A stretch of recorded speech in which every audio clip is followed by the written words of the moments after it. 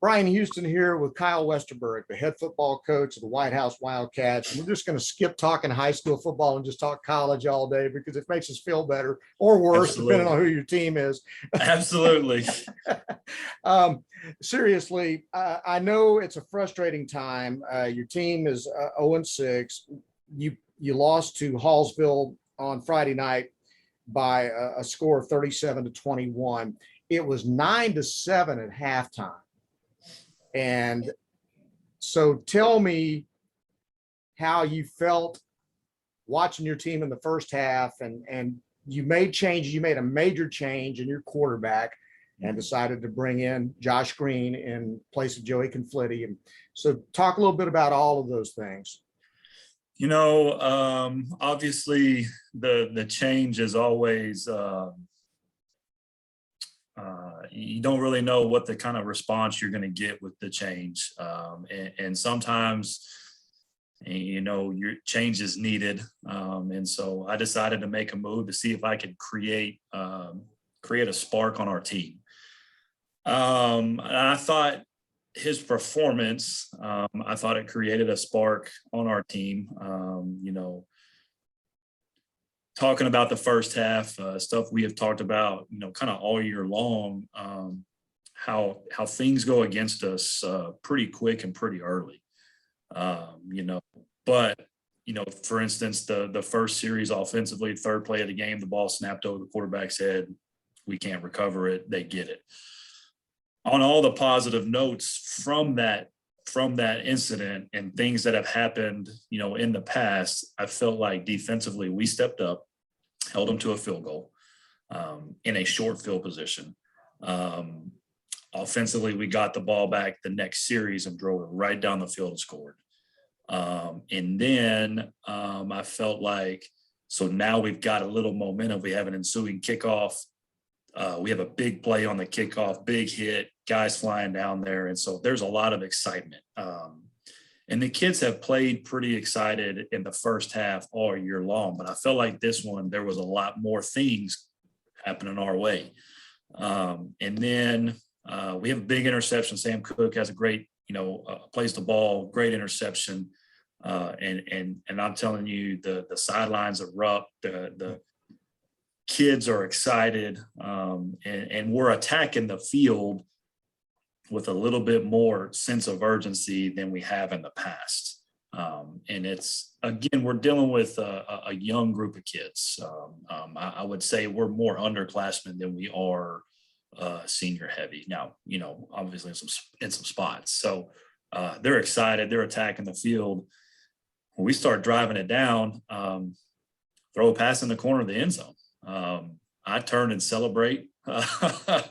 Everybody else kind of turns and celebrates. The kid makes a routine catch that Carlton Wilson, I thought he always makes. Well, you go back and watch video and you figure out what's happening, and all that stuff. Well, he just takes his eyes off of it for 2 seconds and doesn't watch it in the tuck, and the guy knocks it out. Should have, in my opinion, through the video, should have been a complete pass. That was kind of a turning point right there. I felt like it was kind of like, the wind kind of, you had that momentum, you had that hype, and I felt like the wind right there kind of went, it kind of sucked out of us right there.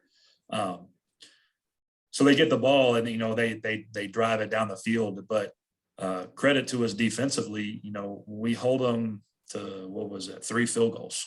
Mm-hmm. Offensively, there were a few mistakes in there. I felt like we played on their side of the field for quite some time. We just got to do a better job cashing in on a few things. But we go in there 9-7. And I feel like, okay, we've been here. We've been here for 6 ball games. 3 points, 10 points, still a close game in anyone's game at that point in time. Going back and evaluating, I think our opening drives offensively and defensively in the second half, when we talk about being the most important, haven't been the most important. I think that's where I think we win or lose the ball game. And because offensively, we've either turned it over or 3 and out, or defensively, we've let them drive all the way down the field and go score on us. The one thing that the flaw in the first half, if I'm correct, you guys ran 3 plays in the second quarter, I believe. And so we've seen this before too, where it's really hard to get off the field and the opponent is getting these 10, 12, 14 play drives. And that's got to be a killer on your defense by the time this game gets into the fourth quarter. It is, and we've got to do a better job of I can't remember how many third downs they converted on that one, on some of those drives, but it's kind of a bow your neck defense on doesn't matter what it is, third down. We need to make it fourth down and try to get off the field and make them punt it. And I feel like we get into some third downs and we just kind of let them have it. Whether it's scheme or it's, just the pure effort, we just kind of let them have it on a third down. And so again, it goes back to, we got to ramp it up and know that third down is like that key money down is what it is. And we got to get paid on that third down and get off the field. That needs to be the mentality. And I feel like we don't have that mentality right now. But that's what keeps those drives going. They can convert a couple of third downs or maybe a fourth and short, on a quarterback sneak, but we just got to be better on third downs. And even then, again, you're trading scores there for a time in the second half until they finally pull away. But you got 21 points is the most points you've scored in a game this year. Absolutely. And so there's some positives out of that.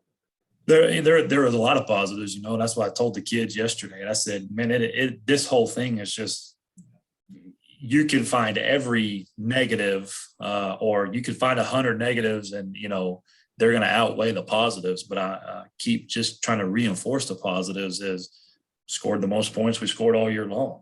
I felt like our kids, when they went down on that third in that third quarter of their first drive and they scored, we answered.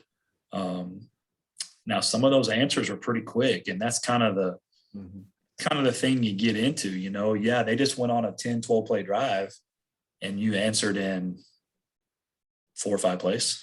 Yeah. With a long screen pass to Jermod. I mean, we get put back in kind of a long yardage situation. We're on a little tunnel screen to Jermod McCoy, and he takes it, 60, 70 yards to a touchdown. So defensively, you got to go right back out there and go. Right.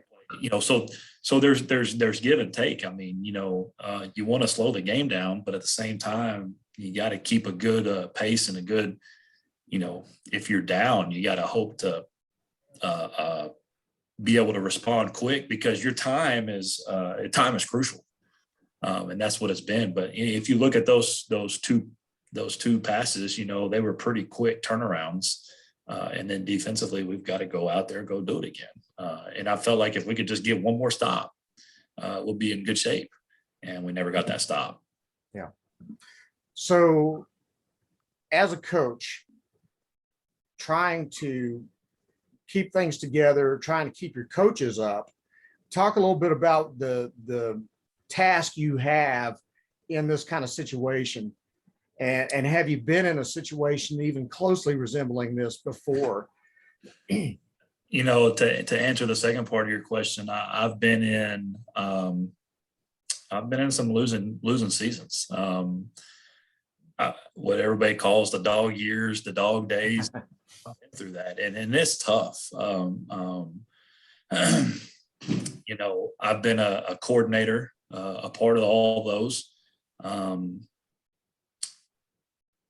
But I haven't been the guy, leading the ship in those situations. But those guys that I worked for in those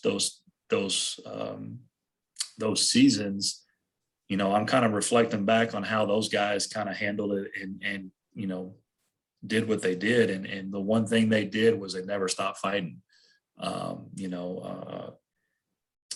Hold coaches accountable and make sure that we're getting things fixed and getting things corrected, and still, but at the same time, you got to keep things positive, because like I said, the negatives outweigh the positives right now. And they're kind of hearing it from everybody. I hate that they're hearing it from everybody, but, that's just kind of the way society is today. But, you know, people don't realize is how young we really are. Just a young team. You know, at one point in time, we've got 5 or 6 sophomores starting on the field. Wow. And you know, at a 5A level, I mean, it's tough. And so, but that's kind of the situation that we're put in. And now things just get a little bit more difficult because now you really start to hit the meat of the district where you're facing the best teams now. Tell me what you know, what you've seen in Marshall as we get ready for that ball game. It's going to be a battle. Probably the toughest defense we have gone up against so far. You know, Mount Pleasant was a pretty stiff defense. These guys are above them. You know, they're going to be physical. They're going to be fast. They're not going to do a whole lot. They're just going to let those kids go play. You know, state ranked Longview, they held them to 14 points. I mean, it was a 14-0 ball game, I think. And so, you know, playing them well. You know, a lot of people had Pine Tree picked to finish second in our district. And they beat Pine Tree. And you know, they are playing really good defense. And then from an offensive standpoint, you know, I heard coming in, you know, they had some offensive problems, but I mean, they've got it figured out because they're playing good defense. And so offensively, they're running the football and getting the ball into their playmakers' hands and scoring a few points in there. How do you feel about your offense now after the Hallsville game going into this game against Marshall? You know, I think, I feel good. I feel like we've got the right game plan going in, slowing it down a little bit, getting some misdirection, some quarterback run game is going to help us. You know, we're playing a tight end in the game to create another surface, create another gap, and make people get lined up to that. So, you know, I feel good. I feel like we're on pace to basically where we're headed into the future. Let's talk just a little bit about the future because you're having to start to look at that a little bit. And I know you've mentioned in the past your JV and your freshman teams coming up. What are we looking at there? You're looking at, well, I'll start with our freshman group right now. You're looking at a very talented freshman group. I mean, they're undefeated right now. And those kids are playing hard and playing together. I think they were pretty special as 8th graders as well. Got a good group of skilled kids in there, and then you got a few linemen in there. And then I think that's kind of, you know, you'll always have skilled kids. You know, for the most part, you'll always have a quarterback, all that stuff, but it's finding linemen. It's, you know, getting guys that want to go play that position and get nasty and own it. You know, and it's tough, you know, some kids are given, you know, they're a bigger kid. And so everybody's like, oh, you're a lineman, you know, and so they're put in a lineman. I think what I've got to do as a coach, do better is, you know, I'm not a big fan of Tom Herman, but some of the things he did do, you know, through his time at Houston and Texas was, I used to laugh at it, but it makes sense, is he made all his skill kids, every time they scored or anything positive happened, they hugged a lineman. You know, because it's essentially, if you don't have 5 guys that bond together and play hard up front, nothing goes. I mean, that's offensively and defensively. You know, everybody's talked about it starts up front. Yes, yep. It starts up front. At all levels, NFL, college, high school, you know, it doesn't matter what, those guys in the trenches, but they're kind of like the quarterback, where they don't get the glory of, okay, this running back rushed for 200 yards, this quarterback threw for 200 yards, this receiver was able to catch, 5 catches for 100 yards and 2 touchdowns. Nobody goes back and says, those are the guys because of them. You hear people say, and yes, they're taught to talk to the linemen, but I just don't think they get the love they need. Yeah. And I think once you give those guys the love, that's what I've got to do better as a coach and get those kids to appreciate the linemen more. But I feel like the freshman group's got a good group of linemen that we just need to keep going. JV wise right now, I think we have 1 loss. We lost to Mount Pleasant. But other than that, they're playing hard. Most of our district, I think they're freshman level. They're that's what they're trying to develop, the freshman kids. Our kids have done a good job handling that. But like I said, JV's undefeated or 1 loss, and they're playing hard, and we'll have some guys be able to step up in next year, be able to fill some spots. Coach, we wish you the best of luck on Friday night against Marshall, and I hope your kids come out with their hair on fire and ready to play. And we'll look forward to a visit on the road here very shortly. Absolutely. I appreciate you. Hey, Coach, thanks again very much. Kyle Westerberg, the Whitehouse head football coach, getting ready for the kickoff between Whitehouse and Marshall coming up.